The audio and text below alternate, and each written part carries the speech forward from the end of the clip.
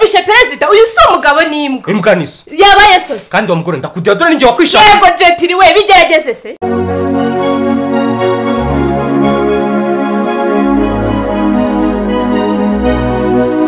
bamwe baramutinya abandi bakamwita ingare inshinzi umukobwa udashobotse ndetse n'andi mazina atandukanye ajyanye n'uko bamubona ibyo bakabivuga bitewe n'uburyo bamubona akina muri filime zitandukanye mu ishusho y'umukobwa utukana ndetse unarwana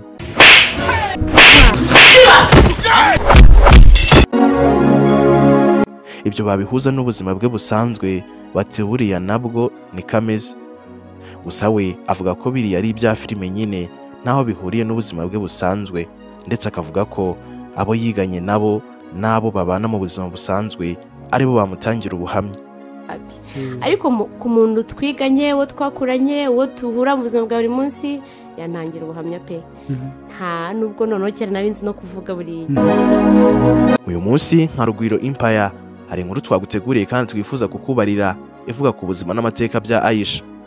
Niba uri mushya kuri uyu muyoboro wacu wa YouTube wakanda subscribe unamuka kandi ukunze iyi video yihe like. Nge nitwa Rugwiro nguhaye ikaze.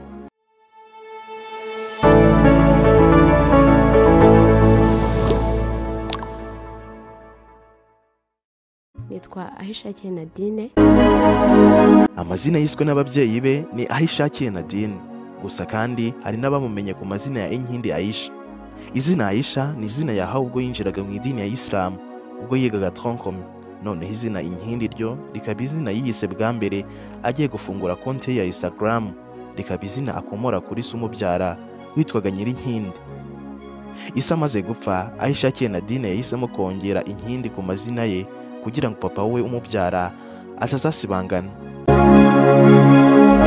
Aisha Nadine wamenyekanye nka Inkindi Aisha yavukiye mu karere ka Nyaruguru umurenge wa Ngera, gusa ntiyahaba cyane kuko yakunze kwibera mu Ruhango kwa Nyirasenge, aho mu Ruhango akaba ari naho yize amashuri abanza n'icyiciro rusange tronkome.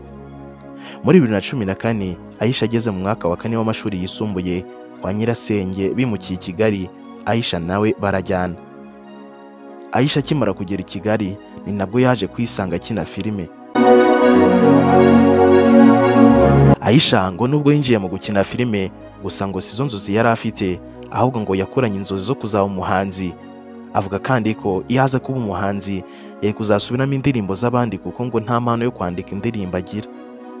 Banda baramfera niba kashuga barancuka banyubikira imbehe ngo wangize idebe, abandi bararira aho nyuze barekarama ngo nakugize uwanjye nagafungiye iwawe.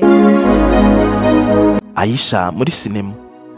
Aisha ubwo yinjiraga muri sinema yinjiriye muri Patino Comedy, ariko yareba Nyakso akumva afite ubwuzu bwo kuzakinana nawe kuko yamukundaga cyane. Niko gusaba Patino kumuhuza na Nyakso, Patino arabahuza. Guhera icyo gihe Aisha atangira kugaragara cyane muri Nyakso Comedy, by'umwihariko amenyekana cyane biciye muri comedy ya Nyakso yise Gusaba Gatanya, yagize ibice bitandukanye. Gacyo ushobora kuburengana. Njye nshaka Gatanya n'uyu mugabo. Muri urwo rugendo rwa Aisha muri sinema yakinnye muri filime zitandukanye nko kuri Kiramani Empire, Big Mind Empire, Nyakso Comedy, Impanga Series, Isi Dutuye, Urugo Rwanjye, Mitsutsu Comedy ndetse n'ahandi. Reka turebe Aisha mu rukundo. Kuri iyi ngingo abenshi batekereza ko Aisha nta mukunzi afite bitewe n'uko agaragara. Ahanini baba banashingiye no ku magambo aheruka gutangariza kuri MI Empire avuga ko watoranije abasore ba CTU Counter Terror Unit. Iri ni ishami rishinzwe kurwanya iterabwoba, ngo yatwaye abasore beza asiga Amagweja n'ibimonyo. Nk'umuntu watoranyije bari abana ba CTU kuki yatwaye abagabo bacu bose? Kuki yatwaye abagabo bacu bose agasiga Amagweja ibimonyo bari ibiki? Ibintu byababaje abasore benshi bigatuma batangira kumwanjama. Babandi bana bafite nyashi ndarahiye nawo navuze yirirwa yanitse akabaho kwibarabara. Ibaza umukobwa udafite n'ikibuno ufite akabaho yifata ku numva afite akanyabugore umuhungu agatanazi ngo ndiki ngo ndigweja. Nyuma yo kubona ko ibyo yari amaze kuvuga bibabaje benshi, yahise ajya ku Isimbi TV no kuri konti ya X asaba imbabazi kubw'ayo magambo yababaje benshi yakoresheje. Ni ukuri hano imbere Isimbi TV umugabo wese aho ari musabye imbabazi mbikuye ku mutima. Gusa nubwo bimeze bityo, Aisha aheruka kuvuga ko afite umukunzi, niba ari umusitiyu cyangwa se niba ari igweja cyangwa ikimonyo sijuwe. Aisha avuga ko ari mu bakomerekejwe cyane n'inkundo. Ibi akaba yarabitangajwe yaganiraga na Yago TV show nyuma yo kubazwa niba afite umukunzi, undi ati ntawe.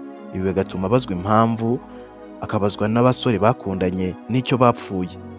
Undi ati maze gukundana n'abasore batatu, ariko reka mvuge ku wa nyuma kuko ari we uheruka gukora ubukwe kandi nkaba nanamukundaga cyane.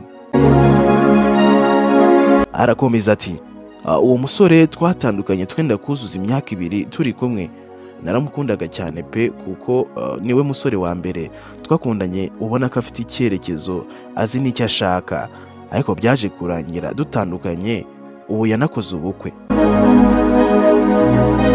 Ibi byateye umunyamakuru amatsiko yo kumubaza icyo baba barapfuye mu gihe avuga ko yamukundaga cyane.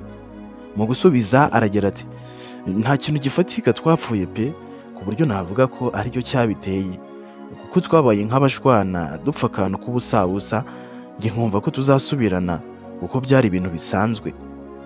Byabaye mu kwezi kwa 7 k'umwaka wa 2021, mu kwezi kwa 8 numva ngo ari kuzenguruka imiryango yerekana umukobwa bagiye kubana, rero birangira mu kwezi kwa 3 kwa 2022 bakoze ubukwe. Aisha kandi avuga ko ikintu cyamubabaje cyane ari uko umusore yashakanye n'umukobwa biganye.